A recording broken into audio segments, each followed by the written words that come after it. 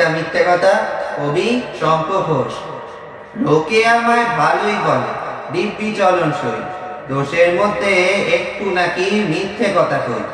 ঘাটশিলাতে যাওয়ার পথে ট্রেন ছুটেছে যখন, মায়ের কাছে বাবার কাছে করছি বকম বকম, হঠাৎ দেখি মাঠের মধ্যে চলন্ত সব গাছে এক এক রকম ভঙ্গি ফোটে, এক এক রকম নাচে।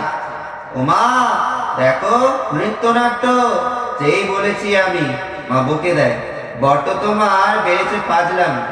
চিড়িয়াখানার নাম জানো তো?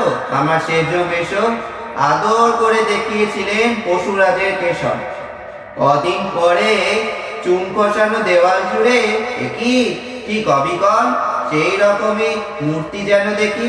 ক্লাসের মধ্যে যেই বলেছি সুরঞ্জনার কাছে, জানিস আমার ঘরের মধ্যে সিংহ বাঁধা আছে, শুনতে পেয়ে দিদিমণি অমনি বলে, শোনো এসব কথা আবার যেন না শুনি কখনো। বলি না তাই সেসব কথা, সামলে থাকি খুব, কিন্তু সেদিন হয়েছে কি এমনই বেয়াকুব, আকাশ পারে আবারও চোখ গিয়েছে আটকে, শরৎ মেঘে দেখতে পেলাম রবীন্দ্রনাথকে।